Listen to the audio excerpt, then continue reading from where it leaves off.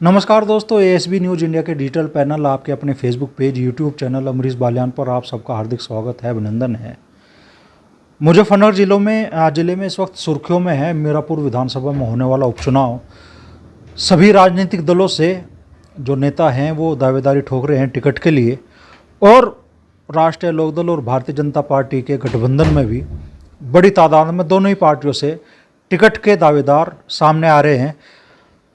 राष्ट्रीय लोकदल के मंडल अध्यक्ष प्रभात तोमर भी अपने दावेदारी पेश कर रहे हैं मीरापुर विधानसभा सीट से। तो ये उपचुनाव क्या परिणाम देने वाला है और किन मुद्दों के आधार पर इस बार मीरापुर विधानसभा क्षेत्र की जनता चुनाव परिणाम तय करेगी और प्रभात तोमर की भूमिका इस चुनाव में क्या होगी, उसी बारे में सीधे प्रभात तोमर जी से बात करते हैं। तो तोमर साहब, पहले तो यही बता दो कि मुद्दे क्या हैं मीरापुर विधानसभा क्षेत्र में इस वक्त मतदाताओं के मन में। पहले तो आपका धन्यवाद बालियान साहब। मीरापुर विधानसभा के 2-3 मुद्दे मुख्य हैं। एक तो मोहना शुगर मिल का विस्तारीकरण, एक कुछ सड़कें हैं जो खराब हैं, एक थोड़ा सा स्वास्थ्य संबंधी समस्या हैं। मेन तो ये 3 समस्या वहाँ की। अच्छा, बाहरी और स्थानीय वाला मुद्दा भी बन रहा है क्या इस बार वोटरों के बीच में? हाँ, कुछ तो है थोड़ा सा। वहाँ की जनता ये कह रही भाई कैंडिडेट लोकली हो। हाँ जी, ये थोड़ा सा मुद्दा है। नहीं, थोड़ा ही है, उसमें ऐसा कोई वो नहीं। भाई सभी चाहते हैं भाई अपने बीच का ही हो, कोई जो भी जनप्रतिनिधि चुना जा कि अपने बीच का ही हो।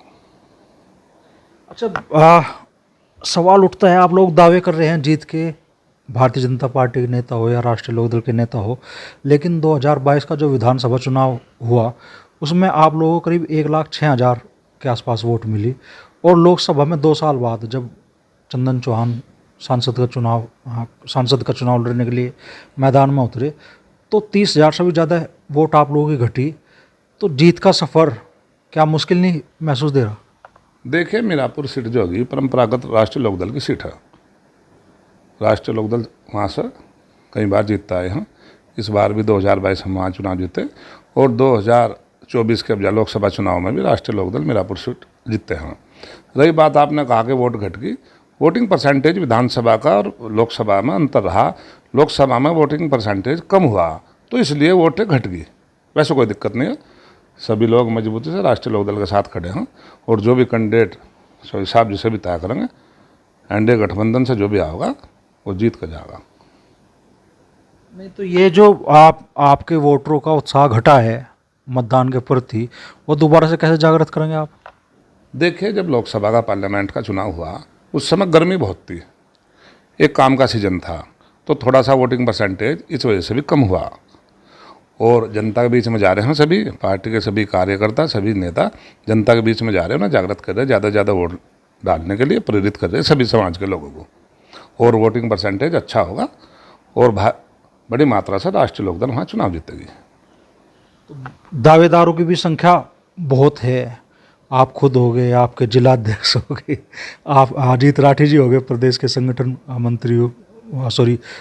महासचिव, संजय राठी हो गए, उसके अलावा भी कई बड़े नाम राष्ट्रीय लोकदल से है, रामनिवास पाल का नाम है, भारतीय जनता पार्टी से भी कई चेहरे टिकट की दौड़ में हैं।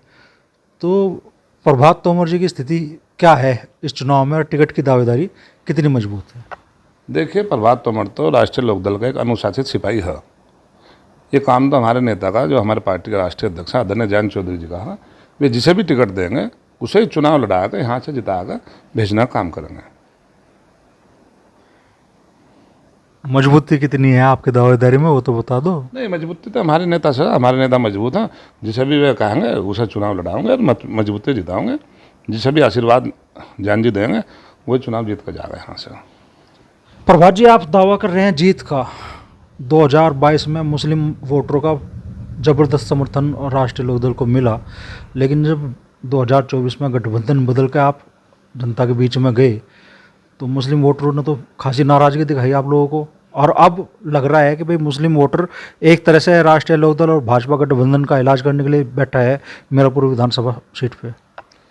ऐसा नहीं है, हो सकता है मुस्लिम वोटर पार्लियामेंट के चुनाव में इंडिया गठबंधन के साथ चला गया हो, सारा नहीं गया, पर जैसे हम जनता के बीच में जा रहे हैं, आज वो कह रहे हैं हाँ कि भाई हमारे से गलती होगी, हमें तो आदरणीय जयंत चौधरी जी के साथ रहना है।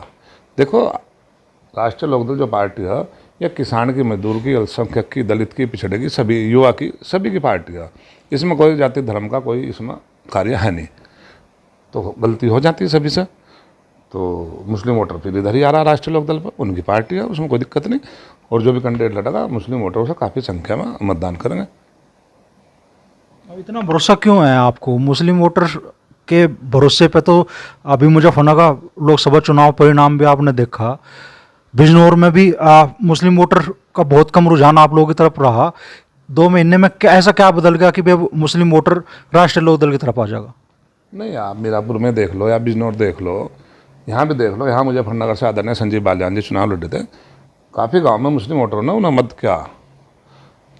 बिजनौर से आदरणीय चंदन चौहान जी लड़े थे चुनाव, उन्हें भी मुस्लिम वोटरों ने मतदान किया। वह बात अलग है भाई, मैक्सिमम वे उधर चले गए, ऐसी बात नहीं। उनकी जो पार्टी है वो राष्ट्रीय लोकदल है। देखो, समाजवादी पार्टी तो जाति धर्म की राजनीति करती है, राष्ट्रीय लोकदल जाति धर्म की राजनीति कभी नहीं करती। राष्ट्रीय लोकदल तो किसान, खेत खलिहान की, मजदूर की, सभी की बात करती है। आज हमारे नेता आदरणीय जयंत चौधरी जी, चाहे पार्लियामेंट में हो या कहीं हो, वे किसान की बात करते हैं, रोजगार की बात करते हैं, नौजवान की बात करते हैं, किसी धर्म जाति धर्म की बात नहीं करते।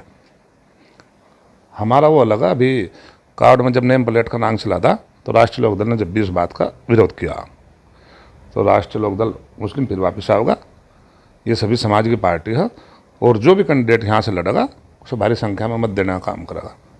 अच्छा, लोकसभा चुनाव में इंडिया गठबंधन ने दलित वोटरों में भी बड़ी सेंध लगाई, संविधान का मुद्दा चला और दलित वोटर माना जा रहा है कि भाई बड़ी तादाद में इंडिया गठबंधन की तरफ गया।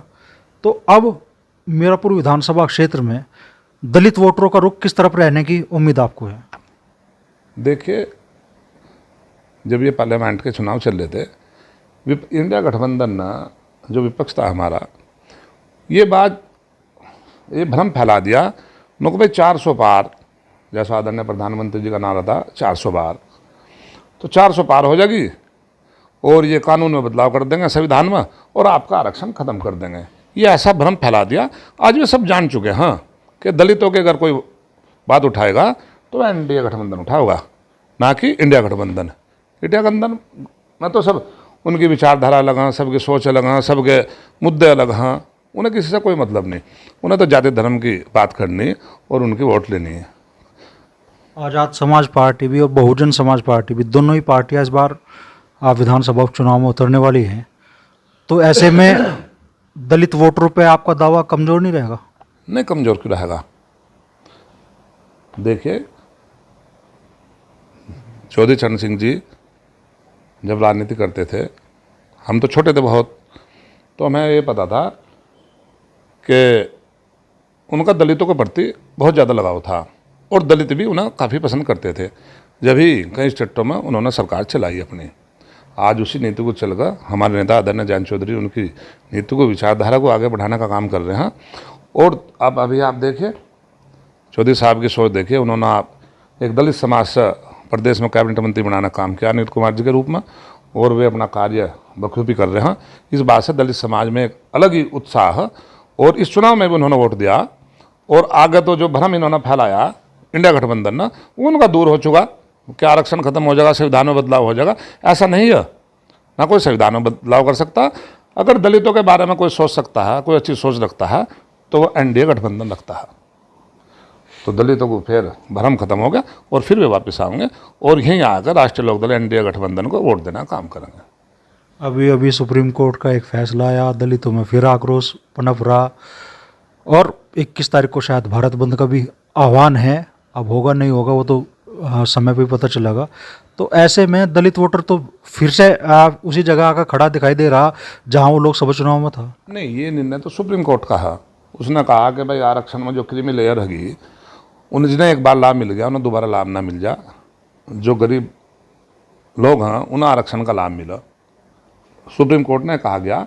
उसमें सभी नेता आदरणीय जयंत चौधरी जी, आदरणीय हमारे प्रधानमंत्री नरेंद्र मोदी जी, उसमें विचार विमर्श उनका किया जा रहा, और जो भी निर्णय उचित होगा वो निर्णय लेगी सरकार।